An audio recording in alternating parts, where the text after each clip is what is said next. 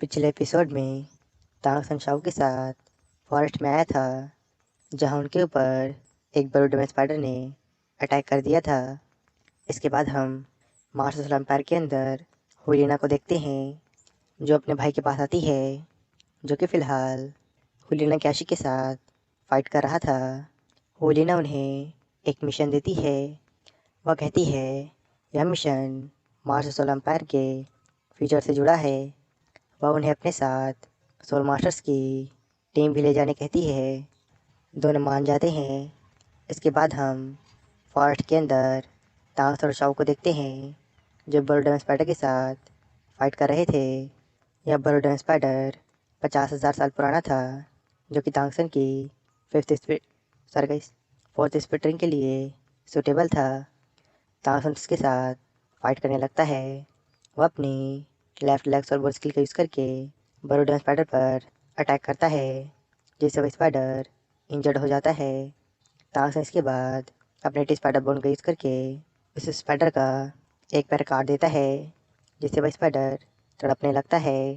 तांगसन फिर से उस पर अटैक करता है, लेकिन वह स्पाइडर ज़मीन में गड्ढा करके तांगसन के अटैक से बच जाता है। वह इसके बाद ज़मीन के अंदर से होते हुए शव के ऊपर अटैक कर देता है। तांगसन अपने हाउतन हैमर से उस बर्ड स्पाइडर पर अटैक कर देता है। वह हाउतन नाइन एक्सट्रीम के पेनिट्रेशन का यूज़ करके बर्ड स्पाइडर को इंजर्ड कर देता है। इसके बाद तांगसन उसे ख़त्म करने के लिए उस पर अटैक करता है, लेकिन वह बीस्ट तांगसन पर काउंटर अटैक कर देता है। उसका यह अटैक तांगसन की forceful skill blue cell spike formation की सिमिलर थी। तांगसन स्किल से फेमिलियर था। Tang San title left arm soul bone skill का यूज़ करके ग्रेविटी को बढ़ा देता है, जिससे वहाँ की ग्रेविटी 20 गुना बढ़ जाती है और बीस्ट ज़मीन के अंदर धंसने लगता है। तांगसन मौका देकर अपने हैमर से उस बीस्ट पर अटैक करता है, लेकिन वह बीस्ट अपना लास्ट अटेम्प्ट करता है। तांगसन गॉड किल डोमेन का यूज़ करता है, लेकिन वह बीस्ट वहाँ से भाग गया था। उसने खुद को इनविजिबल कर रखा था। तांगसन में स्पीड पावर का यूज़ करके भी उस बीस्ट की ब्रीदिंग को भी सेंस नहीं कर पा रहा था। तांगसन जानता था कि अगर बर्ड स्पाइडर को उसके स्किल के अंदर छुपे रहना है तो उसे एक ही जगह पर रुकना होगा। इसलिए तांगसन को उस बर्ड स्पाइडर को मूव करने के लिए मजबूर करना होगा। इसलिए तांगसन अपनी 8 सोल स्किल का यूज़ करके चारों तरफ अपनी एनर्जी फैला देता है। तांगसन को अपनी 8 सोल स्किल डेमन टाइगर वेल से मिली थी, जो कि बहुत ज़्यादा पावरफुल और इवल बीस्ट था। बरोडा स्पाइडर इतनी स्ट्रॉन्ग प्रेजेंस को सेंस करके डर जाता है और वहाँ से भागने लगता है, जिससे तांगसन उस बरोडा स्पाइडर का पता लगा लेता है। वह स्पाइडर भागते भागते एक क्रिस्टल से टकरा जाता है। तांगसन अपने 8 सोल स्किल का यूज़ करके उस पर अटैक करता है। वह बरोडा स्पाइडर अब क्रिस्टल में बदलने लगता है, जिसके बाद तांगसन उस पर अटैक करके उसे वही ख़त्म कर देता है। जिसके बाद वह उसके स्प्लिटिंग को ऑब्जर्व करने जाने लगता है। वह शाओ को अपना वेट करने कहता है, जिसके बाद वह उस स्प्लिटिंग को एब्जॉर्ब करने लगता है। इसके बाद हम कुछ सोल मास्टर को देखते हैं, जो कि तेज़ी से तांग्स और शाओ की तरफ बढ़ रहे थे, क्योंकि उन्होंने तांगसन के अटैक को सेंस कर लिया था। वे तेज़ी से उनकी तरफ बढ़ रहे थे। शाओ को भी पता चल जाता है कि कोई उनकी तरफ आ रहा है। वे टोटल 8 लोग थे। शाओ मन में कहती है, अगर उन लोगों के बुरे इंटेंशन है तो मुझे इन 8 लोगों से फाइट करनी होगी। शाओ तांगसन को भी नहीं उठा सकती थी, क्योंकि वह इस पैटर्न को ऑब्जर्व कर रहा था। अगर वह उसे इंटरप्ट करती है तो उसकी मास्टर सोल को भी डैमेज हो सकता है। इसलिए शाओ खुद ही उनसे फाइट करने का सोचती है। उसकी नज़र टाइटन पर पड़ती है, जिससे उसे खुराफाती आइडिया आता है। इसके बाद हम उन सोल मास्टर्स को देखते हैं। उन सभी को मास्टर सोल हॉल के एक एल्डर ने भेजा था, जिनकी मास्टर सोल पॉर्क्यूपाइन फिश की थी।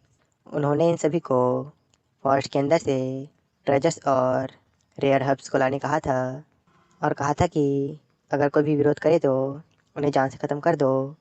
एक बंदा कहता है, सनसेट फॉरेस्ट तियान एम्पायर की टेरिटरी है। इसलिए हमें केयरफुल रहना चाहिए। तभी एक बंदा कहता है, योर मजिस्ट ने पहले ही तियान एम्पायर और जिंगल एम्पायर के अगेंस्ट वॉर छेड़ दिया है, इसलिए हम पर कोई भी ध्यान नहीं देगा। वे तेजी से आगे बढ़ रहे थे। इसके बाद हम जियांगलो एम्पायर का सीन देखते हैं, जहाँ पर हुई के आदेश पर उसके भाई ने सोल मास्टर के साथ मिलकर जिंगल एम्पायर की एक सिटी पर अटैक कर दिया था। उनके साथ मास्टर सोल एम्पायर के बहुत से सोल मास्टर्स भी थे। हुई ने अपने भाई के साथ मास्टर सोल फ्यूजन स्किल का यूज़ करके जिंगलो एम्पायर के सोल्जर्स को मार रही थी। उसने उस सिटी के अंदर अपने डेविल चार्म को फैला रखा था, जिस वजह से जिंगलो एम्पायर के सोल्जर्स के अंदर डर बैठ गया था। वे सभी डर के मारे वहाँ से भाग रहे थे, लेकिन वे सभी हुलिना और उसके भाई के हाथों मारे जाते हैं। तभी उनके पास कुछ इलाइट सोल मास्टर आते हैं, जो बताते हैं कि हॉलीडे के आदेश पर हमने इस सिटी के सभी सोल्जर्स को मार दिया है और साथ ही उनके हथियार और रसद को नष्ट कर दिया है। हुलिना सभी से कहती है, सभी को जिंगल एम्पायर के कैपिटल पर इकट्ठा करो। यह जंग मास्टर सोल एम्पायर के फ्यूचर के लिए बहुत ज़्यादा मायने रखती है। इसके बाद हम जीलो सिटी का सीन देखते हैं, जहाँ पर ज़ुबैंग और जियांगल एम्पायर के एम्परर फ्रंटलाइन की सिचुएशन को लेकर बातें कर रहे थे। उन्होंने मास्टर सोल एम्पायर से अपने 5 महत्वपूर्ण शहर फिर से हासिल कर लिए थे। वे बस अभी मास्टर सोल एम्पायर को घेरने ही वाले हैं, लेकिन उन्हें एक बात परेशान कर रही थी, क्योंकि मास्टर सोल एम्पायर उन पर अटैक नहीं कर रहा था, बल्कि बस डिफेंड कर रहा था। उन्हें संदेह तो था कि ज़रूर मास्टर सोल एम्पायर कुछ बड़ा करने वाला है, लेकिन वे अपनी जीत के नशे में चूर थे, इसलिए वे इस पर ध्यान नहीं देते। तभी उनके पास एक सोल्जर आता है।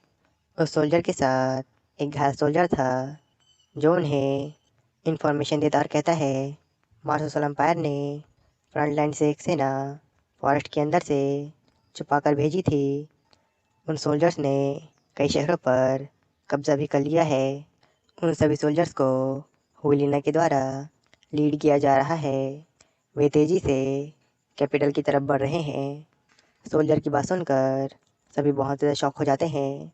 वे समझ जाते हैं कि असल में यही मास्टर सोल एम्पायर का प्लान था। उन्होंने सीधे कैपिटल पर अटैक करके जिंगल एम्पायर का किस्सा ख़त्म करना चाहते थे, ताकि जिंगल एम्पायर पीछे हट जाए।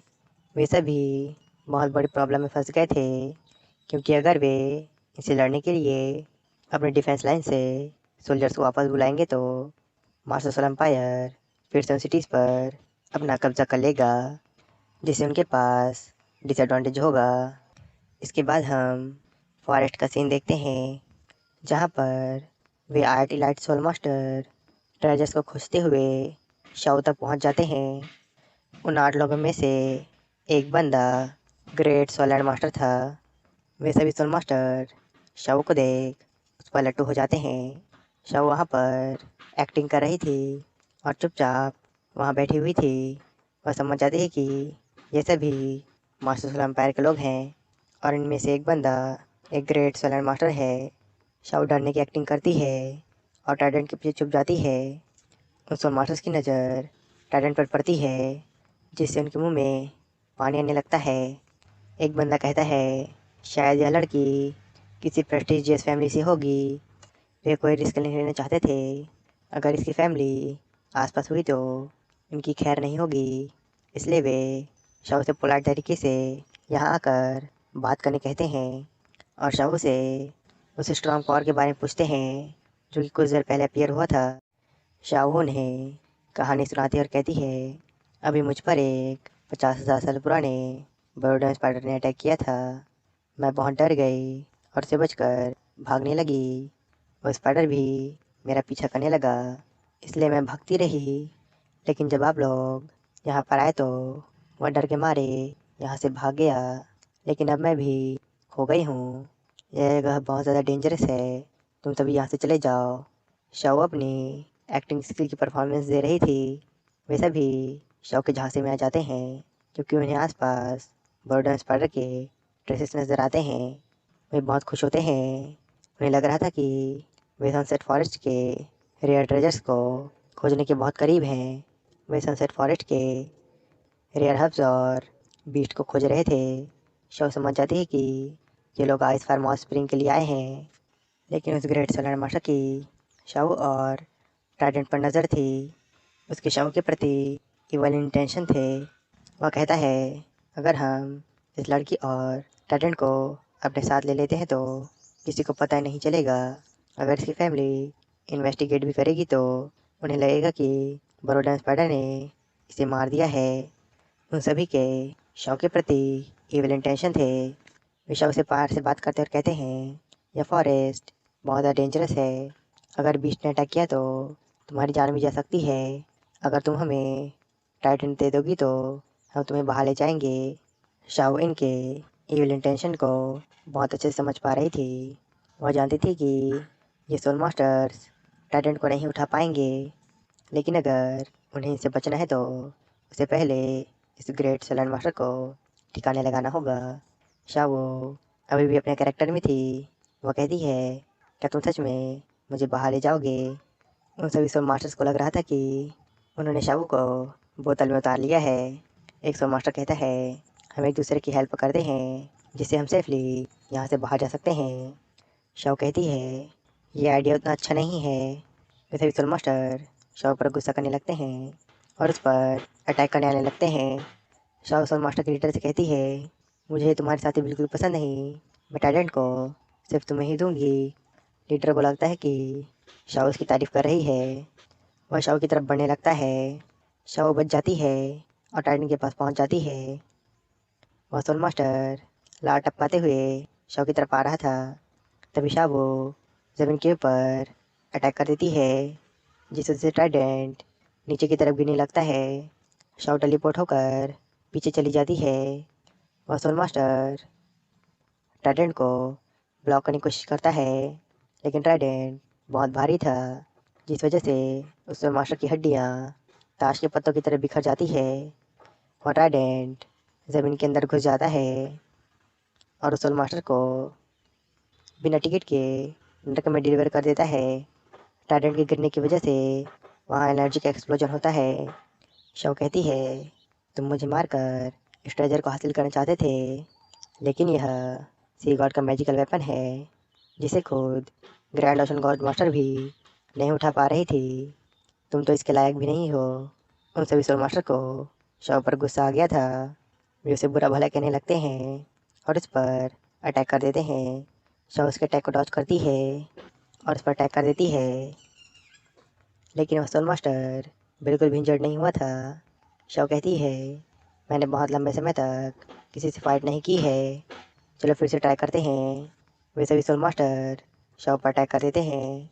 एक बंदा अपनी फोर्स यूज करके शव को जमाना चाहता था, पर शव टेलीपोर्ट करके उसके पीछे आती है और उसे एक ही पंच में चांद तारों की सैर करा देती है। शव का फाइटिंग स्टाइल श्रैक सेवन डेविल्स में सबसे यूनिक था। वह सभी को क्लोज कम्बैट में धूल चटा रही थी। वह सभी को मार मार के भूत बना देती है।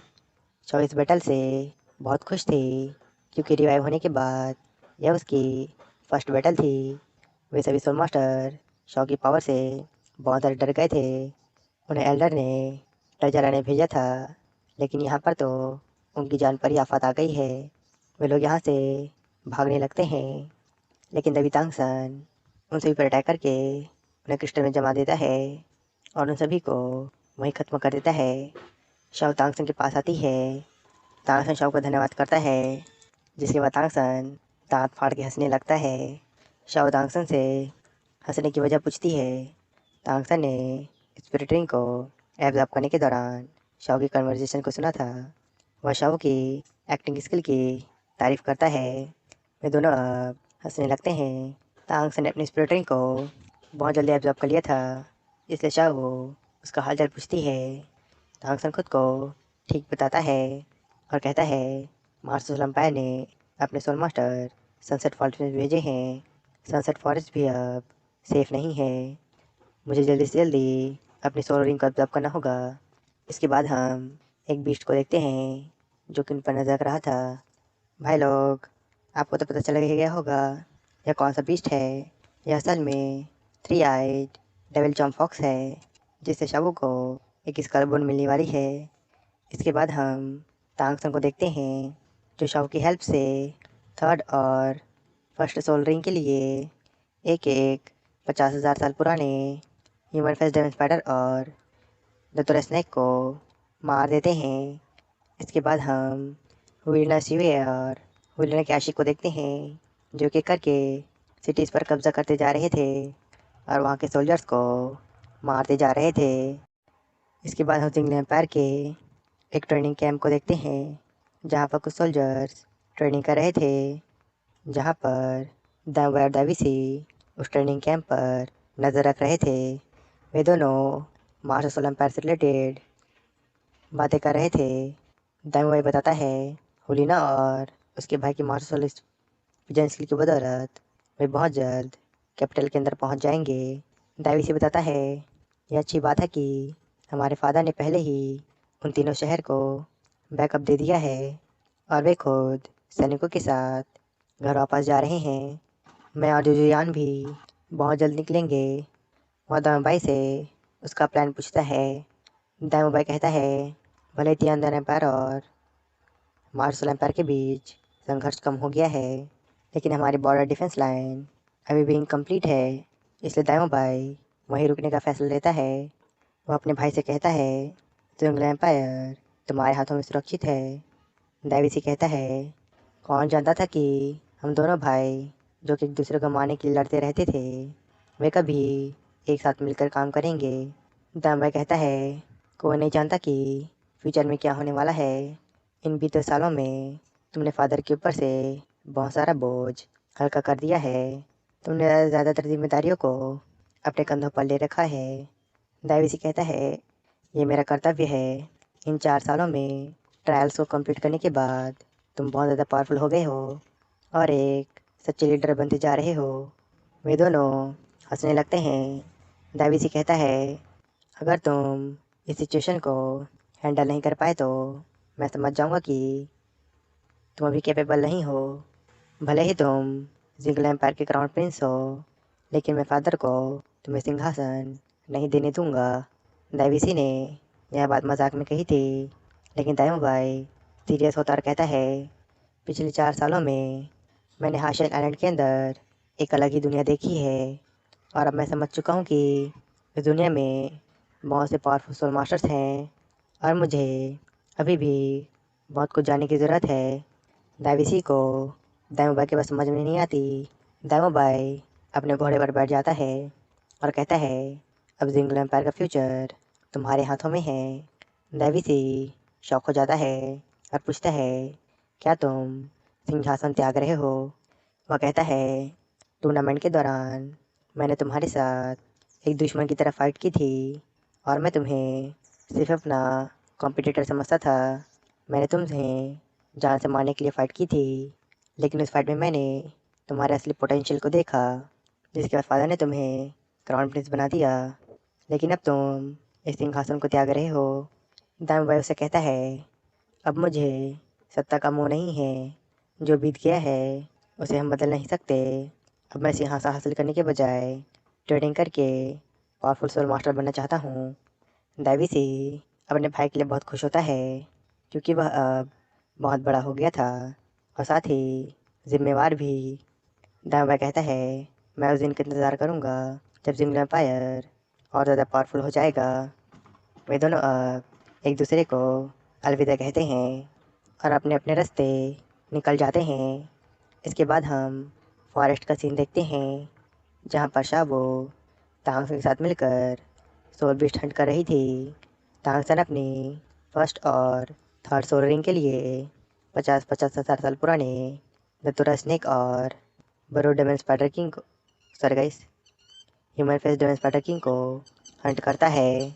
इसके बाद हम होलिना और उसके भाई को देखते हैं, जो कि एक एक करके सिटीज़ पर कब्जा करते जा रहे थे और वहाँ के सोल्जर्स को मारते जा रहे थे। जबकि दाविसी अपनी सेना की टुकड़ी के साथ वापस जिंगल एम्पायर जा रहा था। इधर ज़िबेंग बहुत टेंशन में था। क्योंकि मार्शल एम्पायर लगातार उन्हें ओवर पावर करते जा रहा था। इसके बाद हम तांगसन को देखते हैं, जिसने अपनी फर्स्ट स्प्लिटिंग के लिए एक 50,000 साल पुराने जतोरेस्नो को मार दिया था। इसके बाद तांगसन उसकी स्प्लिटिंग को एब्जॉर्ब करने लगता है। शाओ तांगसन को प्रोटेक्ट कर रही थी। तभी वहाँ पर एक बीस्ट शाओ के करीब से गुजरता है। शाओ भी समझ जाती है कि आसपास खतरा है। वह अलर्ट हो जाती है। तभी पीछे से शाओ के ऊपर एक बीस्ट अटैक कर देता है। वह बीस्ट एक डेविल फॉक्स था। उसकी कल्टीवेशन 70,000 साल से ज़्यादा थी। शाओ खुद को उस बीस्ट के अटैक से बचा लेती है। वह डेविल फॉक्स शाओ को अपने अटैक से बचता देख तांगसन पर अटैक कर देता है। लेकिन तभी शाओ टेलीपोर्ट होकर उस डेविल फॉक्स के आगे आ जाती है और उसकी धुलाई शुरू कर देती है। शाओ से पिटने के बाद वह बीस्ट समझ जाता है कि उसके शिकार बहुत ज़्यादा पावरफुल हैं। तभी वह अपने पास 6 और डेविल फॉक्स ले आती है, जिसके बाद ये सभी फॉक्स तांग्स और शाओ को घेरने लगते हैं। शाओ इतने सारे डेविल फॉक्स को देख शॉक हो जाती है। वह समझ जाती है कि वे अभी डेविल फॉक्स की गुफा में हैं। शाओ तांग्सन की तरफ देखती है और कहती है, ब्रदर, तुम अपनी स्प्लिटिंग को ऑब्जर्व करने में फोकस करो। मैं खुद को प्रोटेक्ट कर सकती हूँ और साथ ही तुम्हारी भी।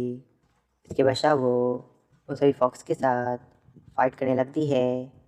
फाइट के दौरान शाओ कुछ अजीब नोटिस करती है। वे सभी बीस्ट शाओ के सभी मूव से बहुत ज़्यादा फेमिलियर थे। वे जानते थे कि शाओ कौन सा मूव यूज़ करने वाली है। 6 डेविल फॉक्स शाओ को फाइट में उलझा रखते हैं, जबकि एक दूसरा डेविल फॉक्स तांगसन पर अटैक करता है। शाओ उसे देख लेती है और उस पर अटैक करके तांगसन को बचा लेती है। शाओ अब उस डेविल फॉक्स के प्लान को समझ गई थी। ये सभी बीस्ट बहुत लंबे समय से इनका पीछा कर रहे थे। इन्होंने तांगसन के स्प्लिटिंग को एब्जॉर्ब करने का वेट किया ताकि शाओ के लिए पड़ जाए और वे इन दोनों को कच्चा चबा जाए। अब शाओ डेविल फॉक्स के बारे में सोचती है। नॉर्मल डेविल फॉक्स ग्रुप में नहीं रहते और हमेशा अकेले रहते हैं, लेकिन यहाँ पर 7 डेविल फॉक्स हैं। लेकिन यहाँ पर 7 डेविल फॉक्स हैं। वह समझ जाती है कि ये ज़रूर 3 आई डायमंड फॉक्स है, जिसने अपने क्लोन्स बना रखे हैं। शाओ अब टेलीपोर्ट करते हुए रियल डायमंड फॉक्स के पास पहुँच जाती है। वडन फॉक्स अपने क्लोन्स से शाओ पर अटैक करता है, लेकिन शाओ अपनी सेकंड सोल स्किल चार्म का यूज़ करके उस बीस्ट को अपने चार्म में फंसा लेती है। जिसके बाद वह अपनी सिक्स सोल स्किल की सेकंड स्किल एट एक्सप्लोसिव फिगलिंग का यूज़ करके उस बीस्ट को गंदे कपड़े की तरह धो डालती है। इसके बाद हम आइस फायर मॉस स्प्रिंग का सीन देखते हैं, जहाँ पर तांग होयन तांग और शाओ का वेट कर रहे थे। यन को यह जगह अपनी कल्टीवेशन के लिए सूटेबल लग रही थी, इसलिए वह वहाँ मेडिटेट कर रही थी। तांग हाओ भी कल्टीवेट कर रहा था। तभी वहाँ पर तांग और शाओ आते हैं। तांग हाओ की प्रेजेंस को महसूस कर लेता है और अपनी मेडिटेशन से उठ जाता है। तांग हाओ तांग और शाओ को देख बहुत खुश होता है। तांग सन ने अपने ब्लू स्टार एम्पर के अंदर स्प्लिटरिंग को एब्जॉर्ब कर लिया था और साथ ही उसने अपने हैमर मास्टर सोल के अंदर 2 और स्प्लिटरिंग को ऐड कर लिया था। शाओ ने अपने 7th स्प्लिटरिंग को भी एब्जॉर्ब कर लिया था। साथ ही उसके पास डेमन फॉक्स की स्कल बोन भी आ गई थी, जिसे उसने एब्जॉर्ब कर लिया था। उसकी सोल पावर लेवल 76 पर पहुंच गई थी। तांग सन की सोल पावर अब लेवल 94 पर थी। तांग सन अपने फादर को मास्टर सोल हॉल के सोल मास्टर्स के बारे में बताता है, जो कि आईएसआर माउस स्प्रिंग को खोजने आए थे। तभी तांग सन की नज़र अपनी मॉम पर पड़ती है, जो कि मेडिटेट कर रही थी। तांग सन को बताता है, यह जगह यन की कल्टीवेशन के लिए बहुत ज़्यादा सुटेबल है, इसलिए वह यहाँ मेडिटेट कर रही है। तांग सन सारी बात समझ जाता है। वह अपनी इवॉल्व ब्लू सेल डोमेन को रिलीज़ करता है ताकि यंग की कल्टीवेशन स्पीड बढ़ जाए। वह अपनी सी गॉड लाइट का भी यूज़ करता है। वह अपने माथे के ट्राइडेंट मार्क का यूज़ करता है, जिससे इस पूरी वैली के ऊपर बहुत बड़ा ट्राइडेंट ग्लो करने लगता है। तांगसन की ब्लू स्फीयर डोमेन की वजह से आसपास के ब्लू स्फीयर प्लांट की एनर्जी यन के अंदर जाने लगती है, लेकिन इससे वे ब्लू स्फीयर प्लांट कमज़ोर पड़ने लगते हैं। इसलिए तांगसन अपनी सी गॉड लाइट का यूज़ करके उन्हें फिर से रिकवर कर देता है। यन की सोल पावर तेज़ी से इंक्रीज हो रही थी। वह कुछ देर में लेवल 99 में ब्रेक थ्रू कर जाती है। उसके अंदर से बहुत एनर्जी निकल रही थी। आसपास बहुत सारी ब्लू स्फीयर प्लांट उगने लगती है। यन ने सक्सेसफुली लेवल 99 में ब्रेक थ्रू कर लिया था। तांगसन ने अपने ब्लू स्फीयर डोमेन और सी गॉड लाइट को कंबाइन करके एक नई डोमेन बना ली थी। सी गॉड लाइट की वजह से यन की कल्टीवेशन बहुत फास्ट हो गई थी। यन मेडिटेशन से उठ जाती है। यन अपनी लाइट ऑफ लाइफ को रिलीज़ करती है, जिससे आसपास की ब्लू प्लांट ग्रो करने लगती है। यह यन की तरफ से अपने लोगों के लिए रिवॉर्ड था। यन उन्हें ब्लेसिंग देती है और कहती है, मैं उम्मीद करती हूँ कि तुम सभी जल्दी जल्दी इवॉल्व होगे। इसके बाद तांगसन अपनी मॉम की सेहत के बारे में पूछता है, जिस पर यन खुद को ठीक बताती है। तांग कहता है, शौसन, तुम हमेशा अपने फादर के प्राइड रहोगे। तांगसन बहुत खुश होता है। तांगसन से कहता है, अब हमें ट्राई वापस चलना चाहिए, जिस पर सभी मान जाते हैं।